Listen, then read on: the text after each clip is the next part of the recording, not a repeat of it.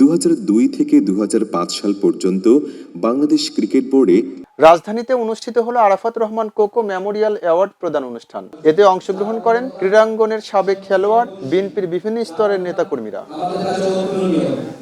Cricketer Tamim Iqbal Arafat Rahman কোকোর অবদান তুলে ধরে স্মৃতিচারণ করেন। ওনার ক্রিকেটের অবদান ইজ ইমেন্স। আপনি মিরপুর স্টেডিয়াম থেকে নিয়ে শুরু করে you name it, you have done a lot of things, but it is very unfortunate যে এত বছর উনি যে জিনিসটা ডিজার্ভ করতেন, যে অ্যাপ্রিসিয়েশন ডিজার্ভ করতেন, এই অ্যাপ্রিসিয়েশন আমরা কেউ দিতে পারিনি। That is very unfortunate.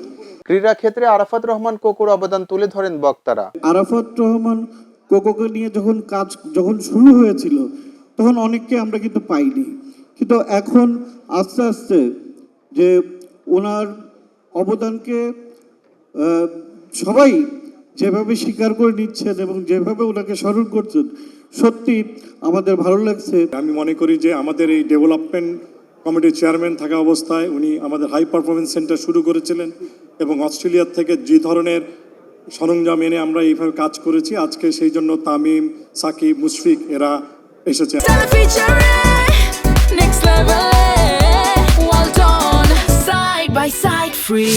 ক্রীড়া ক্ষেত্রে বিশেষ অবদানের স্বীকৃতি হিসেবে 8 জন ক্রীড়াবিদকে এই সম্মাননা দেওয়া হয়। রাজধানীর 5 তারকা হোটেলে আয়োজিত এই অনুষ্ঠানে প্রধান অতিথি হিসেবে উপস্থিত ছিলেন যুব ও ক্রীড়া প্রতিমন্ত্রী আমিনুল হক। তিনি অন্যান্য অতিথিদের সাথে নিয়ে বিজয়ীদের হাতে সম্মাননা স্মারক ও নগদ অর্থ তুলে দেন।